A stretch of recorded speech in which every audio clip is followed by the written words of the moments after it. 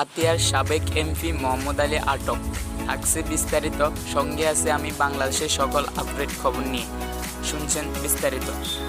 নোয়াখালী হাতিয়ার ৬ নং আসনে সাবেক সংসদ সদস্য মোহাম্মদ আলীকে আটক করেছেন নৌবাহিনীর সদস্যরা। রবিবার সকালে বিষয়টি নিশ্চিত করেন নৌবাহিনীর হাতিয়া কনটিনজেন্ট কমান্ডার মুশফিকুর রহমান। এর আগে শনিবার বিগত রাত ৩টার দিকে উপজেলায় উস্কালী নিজ বাসভবন থেকে আটক করেন তাকে।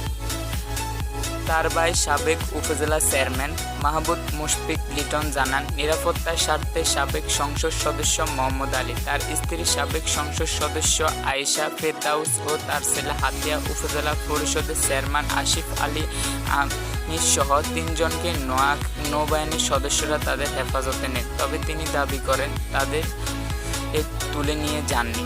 ওই সময় তিনি ঘটনাস্থলে ছিলেন। খোঁজ নিয়ে জানা যায়, গত শুক্রবার সন্ধ্যায় উপজেলা প্রধান সড়কে সাবেক এমপি মোহাম্মদ আলীকে গ্রেফতার করার দাবিতে বিক্ষোভ মিছিল করেন হাতিয়া উপজেলার বিএনপি ও তার সহযোগী সংগঠনগুলো। এছাড়াও বৈষম্য আন্দোলন, ছাত্র আন্দোলনের অন্যতম সমন্বয়ক আব্দুল মন্নান মাসুদ বিভিন্ন অনুষ্ঠানে মোহাম্মদ আলী বিভিন্ন অভিনয়ের কথা তুলে ধরেন। তিনি আরও অভিযোগ করেন, হাতিয়া প্রায় ৭ লাখ মানুষকে জিম্মি করে রেখেছেন মোহাম্মদ আলী। স্থায়ীদের অভিযোগ, গত ১৬ বছর নিজে নির্বাচনীয়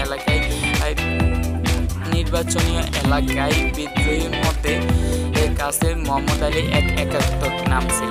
আওয়ামী লীগের নাম বানিয়ে তার একক নিয়ন্ত্রণ হাতিয়া হয়ে ওঠে অনিময় ও নৈরাজ্যের স্বর্গরাজ্য। কমান্ডার মুশফিকুর রহমান আরও জানান, হাতিয়া আইন শৃঙ্খলা এবং সার্বিক শান্তি বজায় রাখার জন্য মোহাম্মদ আলীকে আটক করা হয়েছে। তাকে জিজ্ঞাসাবাদ করা হচ্ছে হাতিয়া থানার কার্যক্রম না